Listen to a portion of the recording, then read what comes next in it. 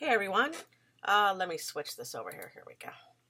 Okay, welcome to lecture number 8. This is relatively short compared to the last lecture. And today we're going to start our survey of the solar system, which is chapter 5.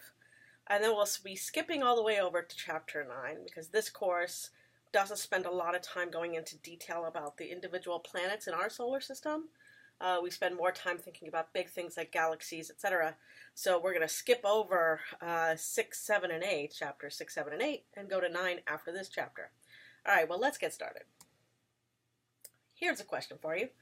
Let's imagine that you have a large grapefruit. This kind of looks like an orange here, right? But it's a grapefruit. So imagine a grapefruit, nice chunky grapefruit. And imagine that that is the sun. So we're going to reduce the size of the solar system by a factor of 10 billion. That's what you would have to do to reduce the sun to the size of a large grapefruit, about 14 centimeters in diameter. How big would the Earth be on this scale? Okay, so let's see. An atom, a ballpoint.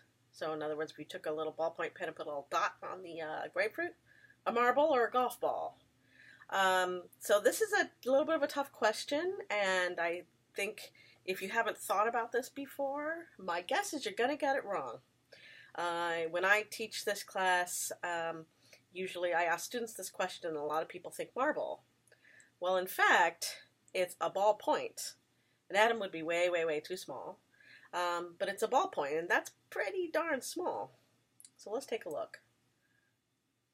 Why is there another one? Who knows? Okay.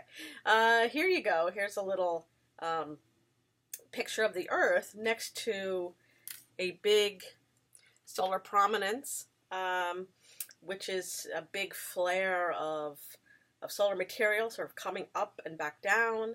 And you can see how small the Earth is compared to even that, right? You could fit a bunch of Earths in that, in between the two, sort of the bridge made by this prominence. So Earth is quite small compared to the sun. I think one of the issues that people face in really understanding the scale, how big the sun is that we all build models of the solar system when we're in grade school, right? And we never, ever make the sun the correct size. Well, for one thing, it would be really hard to carry the thing around, right?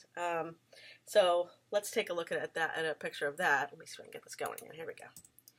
All right, and we'll do that in a second. Let's talk about the solar system at this scale, right? So now we are still on that scale of 1 to 10 billion scale, right? So we've scaled everything down by a factor of 10 billion. There is a model of the solar system at this scale that's not that far away from us, right up in Washington, D.C. on the National Mall. I hope that all of you have been up there to see museums. But there is this walking, planetary model where you have the sun, then the Earth is about 15 meters away, Mars is 23 meters away, and hopefully some of you have walked this. And then the whole solar system at the 1 to 10 billionth scale is here along Jefferson Avenue, next to the Air and Space Museum and the Hirshhorn Museum.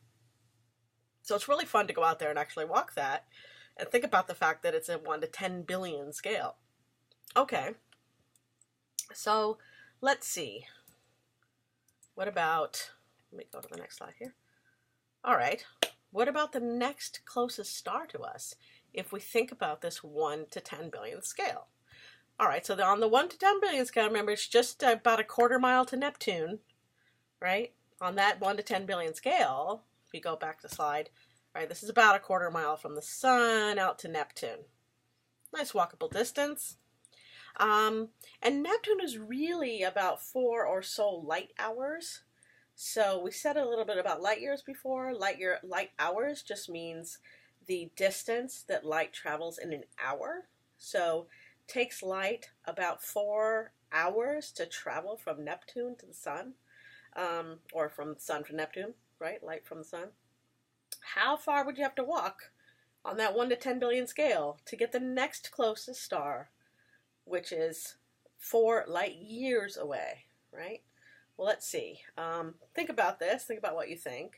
I hope that you're guessing right now that you have a sort of a scale in your head about how this 1 to 10 billion works. And in fact, the next closest star, you'd have to walk across the United States. All right, so it's quite a far distance away. The distance between us and the next star is enormous. 4 light years may not sound like much, but it is a huge distance. All right, well, what about the Milky Way? Well, the Milky Way is 100,000 light years across. On that same 1 to 10 billion scale, how big will Milky Way be? Well, quite big. About 1.2 times the distance to Mars, so 50 million miles. So if you were going to continue on your trek from the Mall in Washington, from the Sun out to Neptune, about a quarter mile, keep walking to get to the next star, which is Alpha Centauri, you'd have to walk all the way past Mars to get to the end of the Milky Way, basically. Okay, so here's the scale of the little scale model I was talking to you about. So you can see that we have, quite a challenge to make one of these models and take it into your classroom, right? So let's take a look at a video that gives you a little better sense of how all this works and what these scales are really like. Come on, video. Here we go.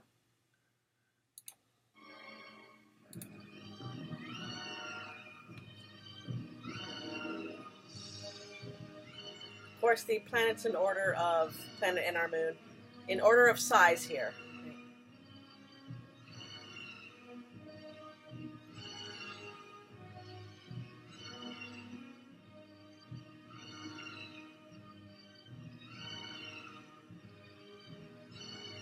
Giant Jupiter. And then the truly enormous Sun. But there are bigger stars.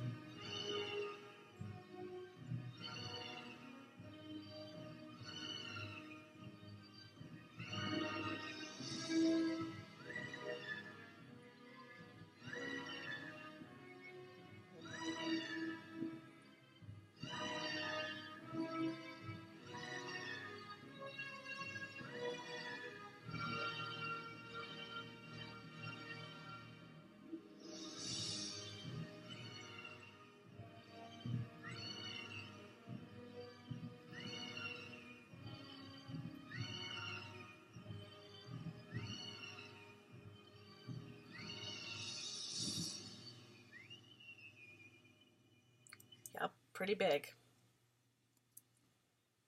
Okay, so that's kind of an amazing thing, just to notice that our sun is enormous, right, compared to all the planets, but it is certainly not the biggest star. Okay, so what does the solar system look like? Well, really, when I put this slide here, it just means we're going to be studying sort of the major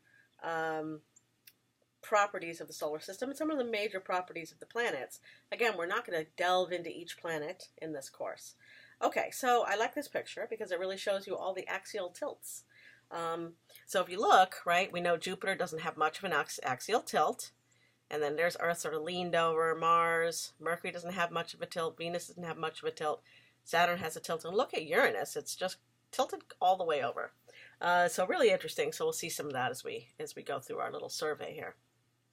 Okay, so there are 8 major planets that all have nearly circular orbits, right? We saw that Mercury has something that's a little bit more elliptical than the others, but mostly it's nearly circular. Pluto and Eris are smaller than the major planets, and they have more elliptical orbits. We saw that too. And really, Pluto was demoted from a planet. We'll talk about why that's the case. All planets are going in the same direction, basically orbiting in the same direction around the sun. Most large moons also orbit their planets in the same direction, which is also the direction of the sun's rotation. So everything's sort of going in the same direction, and mostly in the same plane as we saw. Okay, so pause the video and answer the question.